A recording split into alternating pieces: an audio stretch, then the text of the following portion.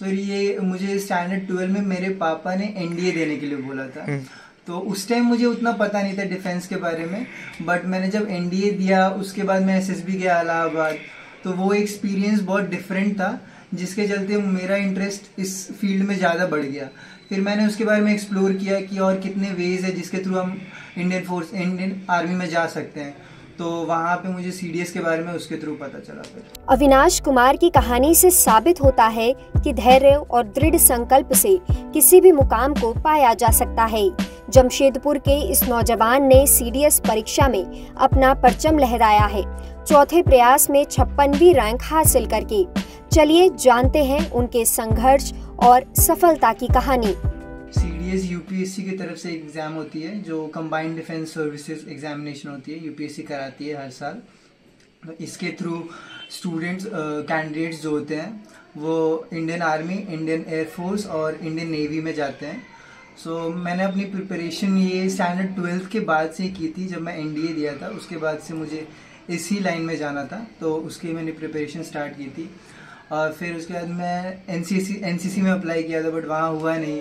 फिर उसके बाद मैंने सेल्फ स्टडी से पढ़ाई की, और एसएसबी मेरा पिछले बार मैं स्क्रीन आउट हो गया था एसएसबी में, अभी भोपाल गया था। तो उसके बाद मैंने खुद फोकस किया कि कहाँ मेरी मिस्टेक्स हो रही हैं, और इंटरनेट के थ्रू, यूट्यूब के थ्रू, टेलीग्राम्स पे कुछ चैनल है उनका मुझे हेल्प मिला, जिसके थ्रू मैंने सेल्फ प्रिपरेशन किया। और एसएसबी मेरा इस बार जालंधर में था, जहाँ पे मेरा सब कुछ सक्सेसफुली हो गया। अविनाश एक साधारण परिवार से आते हैं, जहां उनके पिता एक प्राइवेट कंपनी में काम करते हैं और मां एक ब्यूटी पार्लर चलाती है। उनके माता पिता ने हमेशा उनकी शिक्षा पर जोर दिया। अविनाश ने अपनी स्कूली शिक्षा उच्च अंकों के साथ पूरी की और फिर दिल्ली के हिंदू कॉलेज से अपनी उच्च शिक्षा जारी रखी। अविनाश ने शुरू में एनडीए के लिए प्रयास किया, लेकिन पहली बार में सफल नहीं हुए। इसके बाद उन्होंने सीडीएस की ओर रुख किया। वो बताते हैं कि उनका अनुभव और सीखने की प्रक्रिया उनके 4 प्रयासों में धीरे धीरे विकसित हुई। बिना किसी कोचिंग या ट्यूशन के उन्होंने अपने दम पर पढ़ाई की और इस परीक्षा में सफलता हासिल की। मैंने अपनी प्रिपरेशन ये स्टैंडर्ड 12 के बाद से की थी। जब मैं एनडीए दिया था उसके बाद से मुझे इसी लाइन में जाना था, तो उसकी मैंने प्रिपरेशन स्टार्ट की थी। और फिर उसके बाद मैं एनसीसी में अप्लाई किया था, बट वहाँ हुआ नहीं। फिर उसके बाद मैंने सेल्फ स्टडी से पढ़ाई की, और एसएसबी मेरा पिछले बार मैं स्क्रीन आउट हो गया था एसएसबी में, अभी भोपाल गया था। तो उसके बाद मैंने खुद फोकस किया कि कहाँ मेरी मिस्टेक्स हो रही हैं, और इंटरनेट के थ्रू, यूट्यूब के थ्रू, टेलीग्राम्स पे कुछ चैनल है उनका मुझे हेल्प मिला, जिसके थ्रू मैंने सेल्फ प्रिपरेशन किया। और एसएसबी मेरा इस बार जालंधर में था, जहाँ पे मेरा सब कुछ सक्सेसफुली हो गया। आखिरकार चौथे प्रयास में अविनाश ने सीडीएस में 56वीं रैंक हासिल की और अब उन्हें भारतीय सेना में शामिल होने का मौका मिला है। वो आईएमए देहरादून में 18 महीने की ट्रेनिंग के बाद लेफ्टिनेंट के रूप में अपनी सेवाएं देंगे। अभी तो 2 मंथ में मेरा ज्वाइनिंग है, तो इससे पहले मुझे थोड़ा मसल गेन करना है, क्योंकि मैं तैयार होना है मुझे फिजिकली भी अपने ट्रेनिंग के लिए और आगे की लाइफ के लिए। तो उसके लिए मैं प्रिपेयर करूँगा, और आगे मैं अपनी कोशिश करूँगा कि ट्रेनिंग में भी अपना बेस्ट दूँ, और जब कमीशनिंग हो तो as one of the best cadets बाहर निकलूँ। अविनाश ने बयान दिया कि मैंने अपने पिताजी के कहने पर एनडीए की परीक्षा में बैठने का फैसला लिया। पहले अटेम्प्ट में तो मैं रिटर्न में पास हो गया था, लेकिन ग्रुप डिस्कशन में बाहर हो गया। मैंने एसएसबी इलाहाबाद में 5 दिन बिताए, जो मेरे जीवन के बहुत खास दिन थे, क्योंकि उन्होंने मुझे वर्दी के प्रति मेरा प्यार और बढ़ा दिया।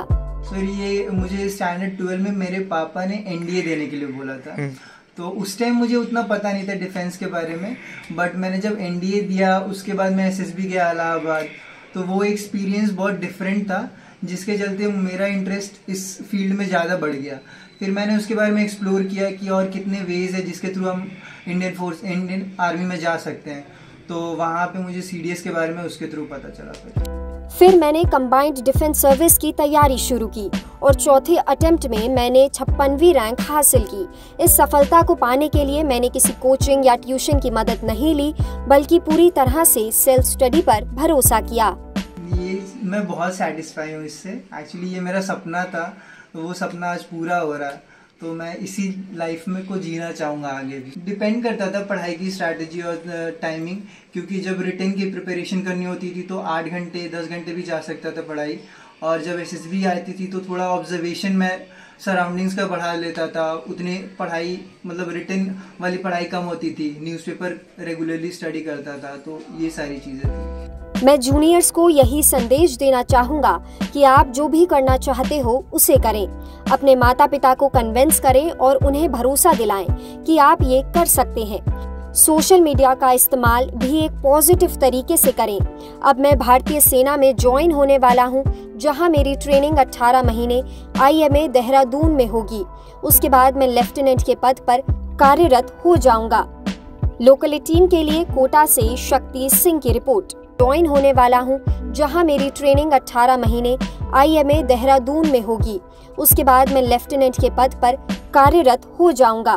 मैं यही बोलूँगा कि आप अपने पे भरोसा कीजिए, अपने पेरेंट्स को कन्विंस कीजिए, जिस भी आप लाइन में जाना चाहते हो उसके लिए आप अपने पेरेंट्स को कन्विंस कीजिए और अपना विश्वास दिखाइए कि हाँ मैं कर सकता हूँ, और फिर everything will be framed for you.